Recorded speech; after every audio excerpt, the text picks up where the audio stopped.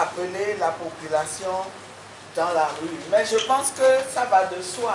Nous avons été très clairs en disant que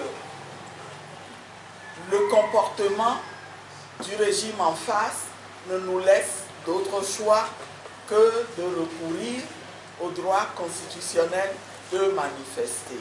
Maintenant, tout est une question d'opportunité. Nous n'avons pas annoncé de date. Nous demandons aux populations d'être à l'écoute. Le moment venu, nous exercerons nos droits. Nous le ferons de manière massive, de manière à ce qu'on voit très clairement que la population, les populations togolaises du nord au sud et de l'est à l'ouest ne sont pas d'accord avec ce que fait le régime que nous combattons. Vous avez raison, on a déjà vu tout ça, sauf que cette fois-ci-là, le contexte est différent. Le contexte est différent. Ne minimisons pas cet élément, deux éléments nouveaux. Premier élément, nous avons crié très fort et la communauté internationale s'est impliquée.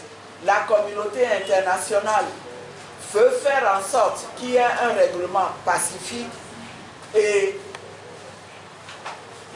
elle doit prendre ses responsabilités.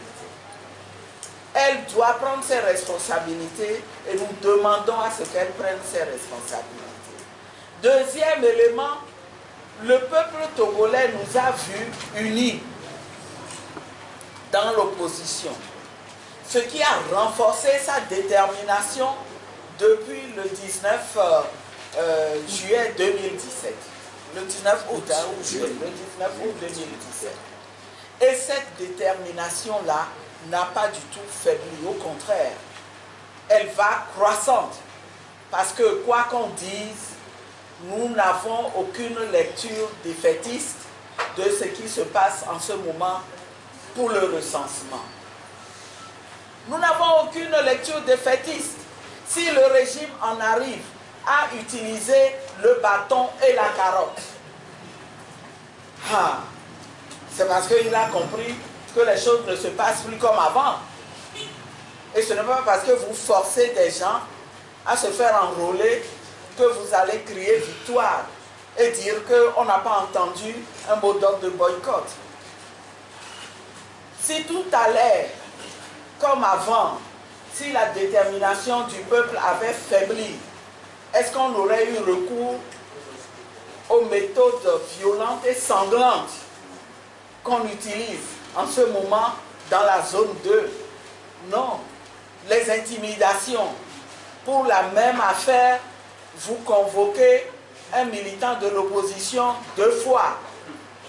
Et ça, c'est dans le Pendjal que ça se passe.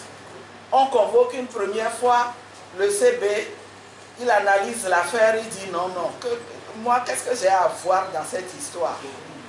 Je n'ai rien à voir. Un militant de parti politique relaie un mot d'ordre d'une coalition. Ce n'est pas un mot d'ordre clandestin d'une coalition. Où est l'affaire de la gendarmerie? On lui dit non. On le reconvoque une deuxième fois. Et puis le CB l'écoute encore et dit l'affaire est classée sans suite. Avec tout ça, vous voulez dire que le peuple n'est pas déterminé?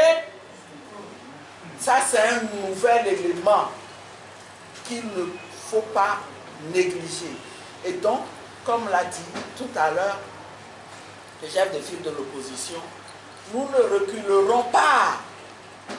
Nous ne reculerons pas. Donc, les choses ne se passeront plus comme avant. Monsieur le journaliste, c'est une impression du déjà vu, mais en réalité, c'est du jamais vu auquel vous assisterez.